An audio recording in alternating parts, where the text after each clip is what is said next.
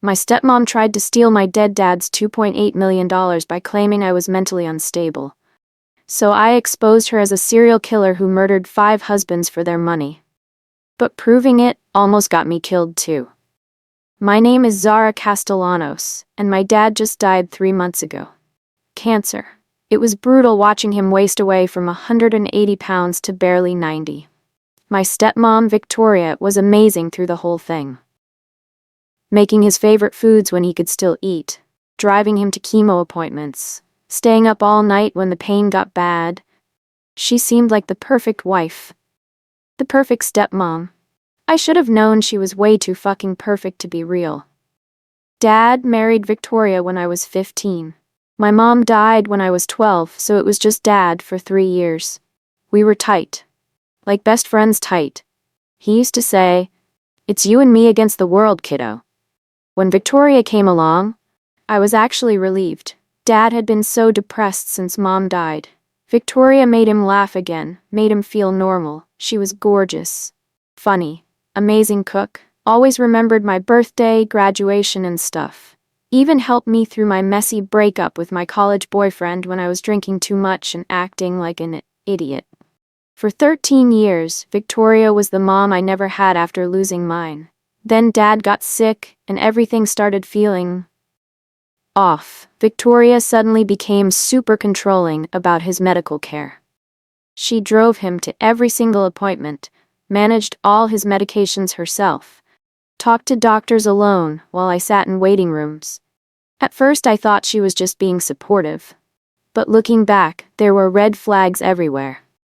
Like how she always insisted on going to doctor visits alone with Dad. Too many people asking questions confuses him, she'd say. Or how she took over all his finances overnight. The cancer treatments are so expensive. Let me deal with the insurance headaches so you can focus on spending time with him. Or how she kept pushing Dad to get his affairs in order and make sure Zara's future is secure. Like he was already dead. I thought she was being responsible. Taking care of the man we both loved. God, I was such a naive little bitch. Yesterday, Victoria called me over for the will reading. "Just family," she said. "Keep it intimate and private." I showed up thinking we'd grieve together and figure out how to honor Dad's memory. Instead, I walked into the most brutal fucking betrayal of my entire life. Victoria's lawyer sits there in his $2,000 suit. Some slick piece of shit with dead eyes. He reads Dad's will out loud like he's announcing baseball scores. According to this document, Dad left Victoria literally everything. The house, all bank accounts, life insurance, investment portfolio worth $2.8 million. And what did he leave his only child? The daughter he raised alone for 3 years after my mom died? The girl he always called his partner in crime? $5,000. $5,000. Plus a note saying I was too emotionally unstable to handle significant financial responsibility and needed professional mental health intervention. "I don't understand," I said. My hands were literally shaking. Dad always told me everything would be split 50-50 when he died. Victoria dabs her eyes with tissues like she's really upset about this devastating news. "Oh, sweetie," she says in this sickly sweet voice. "Your father was so worried about you these last few years." "Worried about what exactly?" "The drinking after your breakup with Derek. The depression. That whole period when you needed therapy." I stared at her. Yeah, I had a rough patch 2 years ago when my long-term relationship ended. I drank too much wine for like 4 months and saw a therapist twice a week. Like literally millions of people do after getting their hearts ripped out. Victoria. That was 2 years ago. I've been completely fine since then. "Have you thought?" she asks, tilting her head like I'm a confused child. "Look how you're reacting right now. Getting upset, raising your voice, making a scene. This is exactly what your father was concerned about." The lawyer clears his throat. "Miss Castellanos, any challenges to the will's validity would need to be filed through probate court within 90 days. 90 days to prove my dad didn't actually think I was crazy." "When exactly was this will signed?" I ask, 3 weeks before your father's death. 3 weeks before he died. When Dad was so doped up on morphine, he thought I was my dead mother half the time. I was with him 3 weeks ago. He could barely write his own name. Nevertheless, the lawyer says like he's reading from a script, this document represents your father's final legal wishes as executed in the presence of 2 witnesses. Victoria reaches over and squeezes my hand with this fake sympathetic expression. Zara, honey, I know this is hard to accept, but your father wanted to protect you from yourself. The $5,000 is meant to help you get back into therapy and work on your issues. Mental health issues. She's not just stealing my inheritance. She's gaslighting me by claiming I'm mentally ill to justify it. And everyone in that room is nodding along. Victoria's sister, her brother-in-law, the smug lawyer. They're all acting like this makes perfect fucking sense. Like my anger about being robbed blind proves I'm having a psychotic break. This is complete bullshit. I say, standing up. Dad would never do this to me. Never. Sweetheart, Victoria says in that gentle tone people use with mental patients, this kind of outburst is exactly what he was worried about. You're proving his point right now. I look around the room. Everyone is staring at me with pity. Poor Zara can't handle reality. Poor Zara having a breakdown just like her father predicted. The perfect setup. I walk out of that house knowing 2 things for absolute certain. Victoria forged that fucking will. And I have 90 days to prove it before she gets away with stealing everything my family ever worked for. But as I'm driving home, one question keeps eating at me. Why go through all this elaborate gaslighting just to cut me out? Victoria could have just waited for Dad to die naturally and inherited as his wife. Unless she needed me to look mentally unstable for a reason I haven't figured out yet. I get home to my shitty studio apartment and immediately start going through every single text message Dad sent me in his final months. If Dad really thought I was mentally unstable, there would be evidence somewhere. Concern in his messages. Mentions of my supposed drinking problem. Something. Instead, I find texts like this. So proud of you, kiddo. You're handling this diagnosis better than I am. Victoria says you've been working double shifts to help with medical bills. You don't need to do that, sweetheart. Can't wait for you to inherit the house someday. You'll raise beautiful babies there just like your mother did. These don't sound like messages from someone planning to disinherit me for being a drunken mess. Then I start really studying the will signature. Dad's handwriting in his final weeks was completely fucked. Shaky from medication. Barely legible. But this signature looks steady. Confident. Like he was perfectly healthy. I take photos and compare them to birthday cards he signed during the same period. The difference is fucking obvious. The will signature looks nothing like his actual handwriting. But that's still not proof, just suspicious as hell. I need more. So I start Googling Victoria's background. Most of her Facebook is normal stepmom bullshit. Family photos, vacation pics, posts about Dad's brave cancer journey. But then I find something that makes my blood run cold. Victoria's relationship status says she's been married twice. First, to someone named James Martinez, who died in 2018. Then to my dad in 2019. Wait. Hold the fuck up. Victoria told us she was a widow when she met Dad. Her first husband supposedly died in a car accident years earlier. She'd been alone for a long time. But according to her own Facebook, James Martinez died in 2018. Just 1 year before she married Dad. That's not years earlier, that's fucking immediately before. I dig deeper into James Martinez's obituary. He was 68 years old when he died of complications from heart disease. Left his entire estate to his beloved wife Victoria. His entire estate, just like Dad supposedly did. I keep digging and find more obituaries.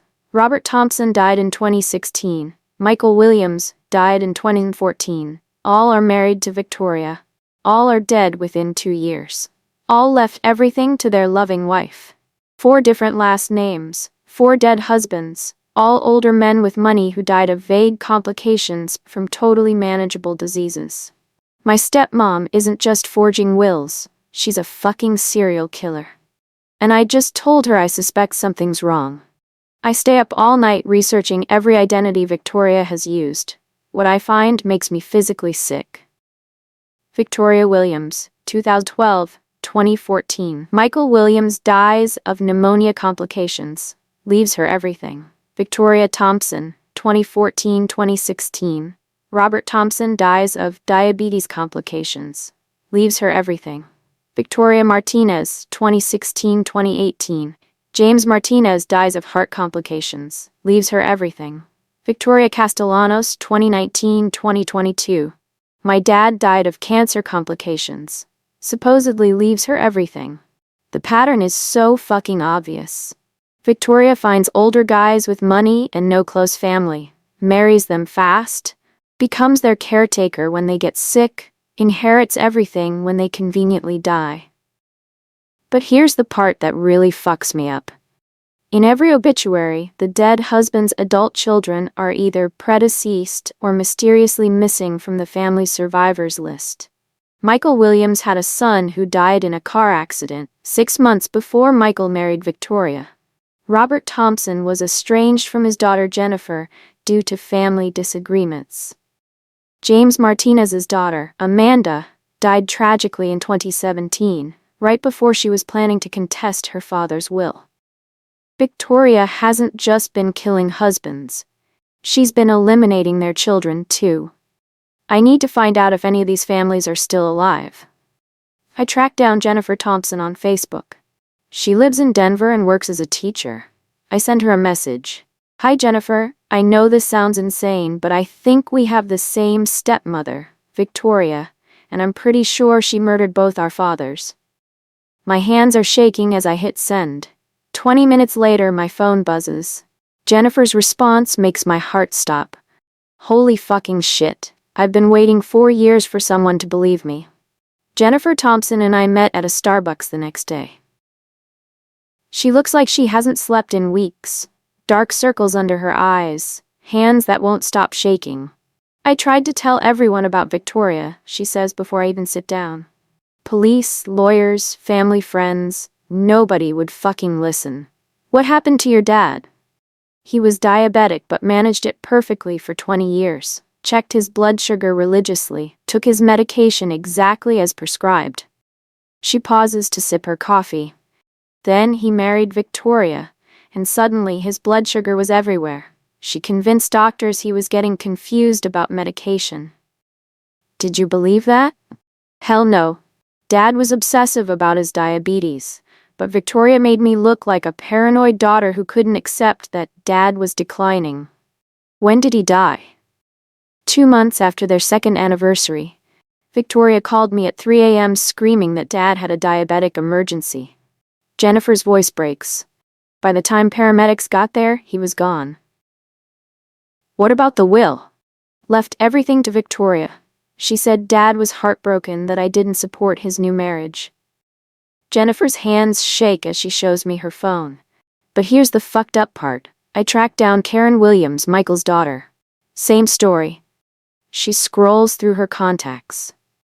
And James Martinez had a daughter named Amanda who died in a car crash 3 days before she was supposed to meet with a lawyer about contesting her father's will. Car crash? Single vehicle. The brakes failed on a mountain road, but Amanda texted me the day before she died. Jennifer shows me screenshots. Found Dad's real medical records. Victoria is giving him the wrong medications. Going to the police tomorrow. She never made it. And here's what's really gonna fuck you up, Zara. Jennifer leans forward. Karen spent $50,000 on private investigators. Victoria worked at nursing homes before she started marrying victims. They think she's killed at least 17 people over 20 years. My blood turns to ice, but there's something else. Something about you, specifically. What? Karen found insurance records. Victoria took out a life insurance policy on you 18 months ago, $500,000 with her as beneficiary. What the fuck? She told the insurance company you were struggling with depression and substance abuse. that you'd asked her to help manage your affairs because you were having thoughts of self-harm. The room starts spinning. The forged will was never about inheritance. It was about documenting your mental instability before she kills you and collects the insurance. She's been planning to murder me for over a year. Every family dinner, every concerned conversation about your future. She was building a case for your suicide. Jennifer grabs my arm. You need to get her to confess on the recording. It's the only way to stop her. I call Detective Sarah Morrison the moment Jennifer leaves. Detective Morrison, my name is Zara Castellanos. I need to report multiple murders, and I think I'm about to become the next victim. Detective Morrison meets me at the station that same afternoon. She listens to my entire story while reviewing all my evidence. This pattern is definitely suspicious, she says, spreading out the documents. But proving murder requires more than circumstantial evidence. What if I got her to confess? Morrison looks up sharply. That's extremely dangerous. If Victoria is what you think she is, confronting her could get you killed. She thinks I'm mentally unstable. If I play into that narrative, she might feel safe enough to brag about how clever she's been. Morrison considers this for a long moment. If you're absolutely determined to do this, we can set up surveillance. You wear a wire. Try to get her talking casually. We'll be positioned outside, ready to move if she tries anything. What should I say to get her talking? Don't accuse her directly. Act like you're accepting the will situation. Ask innocent questions about your father's final weeks. Let her think she's smarter than you. The next morning, I'm sitting in an unmarked police car outside Victoria's house. There's a wire taped to my chest, and my heart is hammering so hard I'm worried it'll show up on the recording. Remember, Morrison says through my earpiece, your job is to get her talking, not to be a hero. If things go sideways, get out immediately. What's my exit strategy? Back door leads to the yard. We'll have officers positioned there. Just run and scream if you need help. I take a deep breath and walk up to my childhood home. The same walkway I've used thousands of times. Now it feels like I'm walking into a trap. Victoria answers the door wearing yoga pants and a sweater. She looks exactly like the loving stepmother I've known for 13 years. Warm smile, concerned eyes. Zara? What a lovely surprise. Come in, honey. The house smells like cinnamon rolls. Victoria's been baking, just like she used to when I was stressed about school. We sit in the kitchen where I've eaten thousands of meals, where Dad taught me to ride a bike in the attached garage. Victoria used to help me with homework. I've been thinking about what you said yesterday, I tell her. About Dad being worried about my mental health. Victoria's eyes light up like she just won the lottery. She thinks I'm finally accepting her bullshit story. Oh, sweetie, I'm so glad you're ready to listen. I was worried you'd stay angry forever. I want to understand what happened in his final weeks. Maybe figure out why he made the decisions he did about the will. Victoria pours us both tea from a china set that belonged to my grandmother. Your father was in so much pain toward the end. The cancer was really affecting his thinking. What was he like when he signed the will? He had moments of clarity, brief windows where the pain medication wasn't overwhelming him. The day he signed was one of his better days. Victoria, can I ask about your first husband? You never really talked about him much. Victoria's expression shifts slightly, like a cloud passing over the sun. That's very painful for me to discuss, dear. I'm sorry. Now that Dad's gone, you're all the family I have left. I'd like to know more about you. What would you like to know? What was his name? James. He died very suddenly. How did he die? Car accident. But that's not what the obituary said. James died of heart complications, not a car accident. That must have been devastating. How long were you married? About 2 years. Wait, I say carefully. I thought your first husband died in a car accident years before you met Dad. Victoria's face goes pale. For just a second, her mask slips. Yes, James died in a car accident that was caused by his heart condition. She's scrambling now, trying to make her lies fit together. How old was James when he died? He was in his late 60s. 68, I say quietly. James Martinez was 68 when he died on March 15, 2018, of heart complications, not a car accident. Victoria stares at me like she's seeing a ghost. How could you possibly know that? Because I Googled him, along with Robert Thompson, Michael Williams, and everyone else you've murdered over the past 20 years. The transformation is immediate and terrifying. Victoria's warm grandmother mask disappears completely. What's left behind is something cold and predatory, like watching a snake shed its skin. You clever little bitch. I've talked to Jennifer Thompson and Karen Williams. They told me some very fucking interesting stories about their dead fathers. Those pathetic women. Victoria's voice is completely different now. Sharper. More controlled. They couldn't accept that their fathers found real love with me. Real love? You murdered them in cold blood. Victoria stands up and starts pacing around the kitchen, like a caged animal calculating its options. Zara, you're obviously upset about the will situation, but making wild accusations isn't going to change reality. Dad didn't write that will. You forged his signature while he was dying. I show her the signature comparison photos on my phone. His handwriting was completely fucked 3 weeks before he died because of all the drugs you were pumping into him. Your father had good days and bad days. Bullshit. There were no good days at the end. You made sure of that. You weren't there around the clock, Zara. I was his devoted caregiver, 24/7. His caregiver, or his executioner. Victoria actually smiles at that.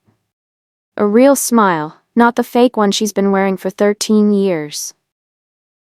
You sound exactly like your father said you would, paranoid and unstable. Then explain how 4 different men all died of complications from totally manageable diseases right after marrying you. Life is fragile, dear. Old men get sick and die. That's simply the natural order of things. What about Amanda Martinez? She died asking questions about her father's medical care. Victoria goes completely still, like a predator that's just spotted prey. I have no idea what you're talking about. Amanda's brakes mysteriously failed the night before she was going to contest her father's will. What are the fucking odds of that? Terrible accidents happen to careless drivers all the time, or to people who threaten your inheritance. Victoria walks to the kitchen window and stares out at the backyard. Her back is to me, but I can see her reflection in the glass. She's smiling. What exactly are you hoping to accomplish here, Zara? I want you to admit what you did to my father. Victoria turns around slowly. For the first time, she's wearing that predatory smile openly. You really want the truth? Yes. The truth is, your father was going to suffer an unbearable agony for months before dying naturally. I spared him that torture. You killed him. I gave him peace. Just like I gave all of them peace. My hands are shaking, but my phone is still recording everything. So you admit it. I admit that I'm compassionate enough to end pointless suffering when I encounter it. Victoria sits back down across from me. She's completely calm now, like we're discussing weekend plans. Your father was in excruciating pain, Zara. The cancer was devouring him from the inside out. He begged me every night to make it stop. Bullshit. Dad never gave up fighting. He was a warrior until the end. Was he? Victoria tilts her head. Because I distinctly remember him sobbing like a child and saying he wished he could just close his eyes and never wake up. Even if that's true, it doesn't give you the right to fucking murder him. Murder? Victoria laughs, a sound like breaking glass. I gave him exactly what he prayed for, every single night. You overdosed him to steal his money. You think this was about money? Oh, you sweet, naive child. 4 dead husbands with wills leaving you everything? Yeah, I think it was about money. The money was a delicious bonus, but that's not why I did any of this. Then why? Victoria leans forward across the table. Her eyes are bright with genuine excitement, like she's about to share her favorite hobby. Because I'm exceptionally talented at it. Because those men trusted me completely with their lives. Because I held absolute power over their final moments. You're a fucking psychopath. I prefer to think of myself as an artist. Those men were going to die anyway. I just made their deaths meaningful, instead of messy and prolonged. How exactly did you kill my father? Your father was already on substantial pain medication. It was child's play to supplement his regimen when necessary. Victoria's voice takes on an almost clinical tone. A touch more morphine when he seemed particularly restless, some insulin to help regulate his system during difficult periods. You gave a non-diabetic insulin? Just enough to induce a gentle hypoglycemic coma, like drifting off into the most peaceful sleep imaginable. Victoria reaches across the table toward me. I know you're angry now, but someday you'll understand that I gave your father the most merciful death possible. The only thing I understand is that you're a fucking monster. Perhaps I am. Victoria's smile turns ice cold. But I'm a monster who's about to solve all your problems too. What the hell does that mean? You know far too much about my work, darling. Just like poor Amanda did. You're going to kill me, too. You're going to have a tragic overdose, Victoria says like she's discussing the weather forecast. Everyone will say how heartbroken they are that you couldn't cope with losing your beloved father. I try to stand up, but Victoria's hand shoots out and grabs my wrist. Her grip is like a steel trap. Sit down, dear. We're not finished talking yet. Victoria reaches into her purse with her free hand and pulls out a prescription bottle. The same orange plastic bottles that filled our medicine cabinet during Dad's final months. Your father's leftover morphine tablets. How beautifully poetic that you'll join him using the same medication. People know I came here today. If something happens to me, they'll investigate. Will they? Victoria starts unscrewing the bottle cap. Because I have extensive documentation of your deteriorating mental state over the past few weeks. Multiple witnesses who've heard you talking about joining your father in peace. She's been setting this up for months. Every concerned phone call to family and friends. Every worried comment about my grief-induced depression. Victoria opens the pill bottle and starts counting tablets into her palm. 25 should be more than sufficient. Combined with some of your father's vintage wine, it will be completely painless. I'm not taking those fucking pills. Oh, but you are. Because if you refuse to cooperate, I have far messier alternatives already planned. Like what? Home invasion gone terribly wrong. You fight back bravely but unsuccessfully against a desperate drug addict looking for prescription medications. Victoria's voice is getting more excited as she describes my murder. Much more traumatic for everyone involved. Blood spatters, signs of struggle. Your poor stepmother discovers your body, and being so traumatized, she needs extensive therapy. That's when I hear the most beautiful sound in the world. Sirens. Multiple sirens. Getting closer every second. You hear that, Victoria? That's the cavalry coming to arrest your psychotic ass. Victoria's face goes white as chalk. You're lying. You're bluffing to try to save yourself. I've been wearing a wire this entire time. Every single word you just confessed is being recorded by the Denver Police Department. Victoria's grip on my wrist loosens as the reality hits her. Detective Morrison has been listening to you confess to 17 murders for the past 20 minutes. Victoria lunges across the table for my throat, but I'm already diving toward the back door. Help me, she's trying to kill me, she confessed to everything. The kitchen door explodes inward as armed officers pour into the house like a SWAT team. Drop any weapons and get on the ground, Detective Morrison shouts. Now! Victoria looks around wildly like a trapped animal, realizing her perfect plan just turned into a complete shit show. Get down on the ground immediately. Instead of complying, Victoria starts shrieking like a banshee. She's completely delusional. I was trying to calm down a suicidal girl. She's been threatening to kill herself for weeks. Ma'am, we have you on recording confessing to 17 murders, Morrison says coldly. Save the performance for your defense attorney. Two officers forced Victoria face down onto the kitchen floor, where I used to eat cereal before school. Victoria looks up at me with pure, undiluted hatred as they snap handcuffs around her wrists. You stupid little cunt. You have no idea what you've just unleashed. I have friends who will hunt you down and make you pay for this.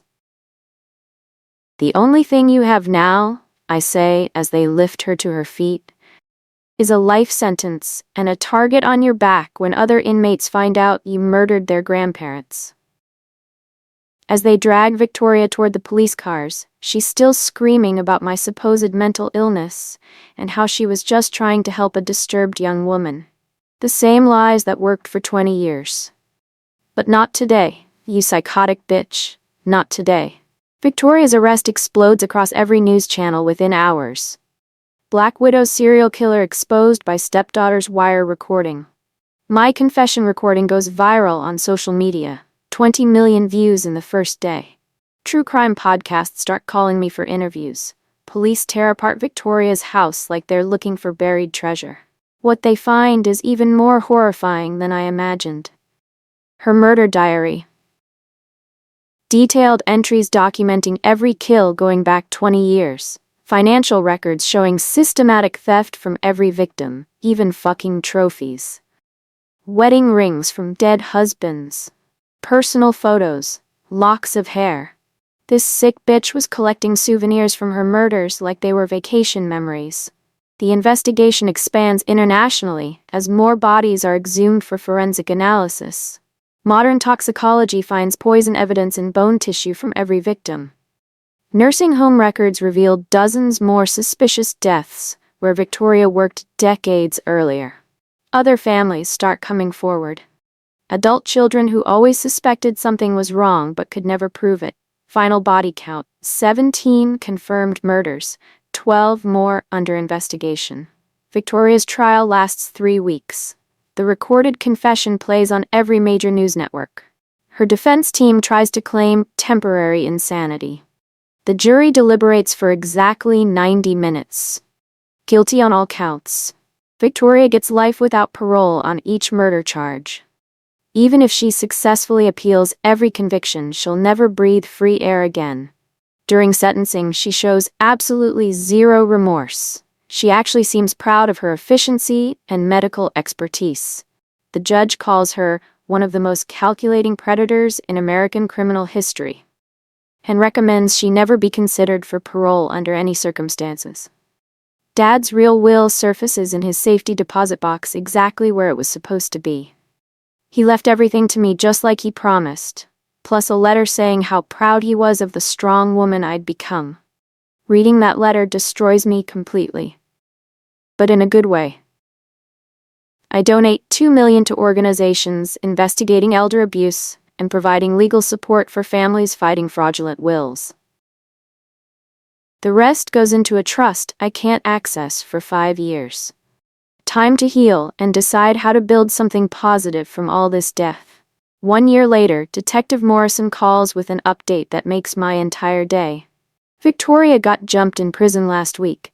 3 inmates whose grandmothers died in nursing homes where she worked. She's in intensive care. Will she survive? Unfortunately, yes. But she'll spend the rest of her sentence in protective custody, looking over her shoulder every second of every day. Perfect. 40 years of paranoia sounds about right for someone who terrorized families for 2 decades. There's something else, Zara. We found her target list hidden in her bedroom wall. 3 more elderly widowers she was actively pursuing through local church groups. Jesus Christ. You didn't just save your own life by exposing her. You saved dozens of future victims who had no idea they were being hunted. Victoria still writes me letters from her maximum security cell, always maintaining she was providing mercy killings to suffering patients. I forward them to the FBI unread. Let them check for evidence of additional crimes. Now I work as a victim advocate, helping families expose medical serial killers and fight elder abuse cases. Using Dad's blood money to hunt down predators exactly like the monster who murdered him.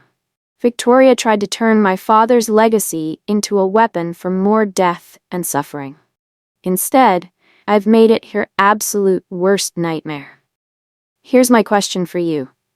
How many other devoted caregivers are out there right now, slowly poisoning vulnerable people who trust them completely with their lives?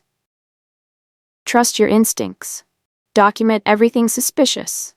And never let anyone gaslight you into thinking your concerns about a loved one's death are just paranoid grief. Sometimes the people who seem most trustworthy and caring are the ones planning to kill you.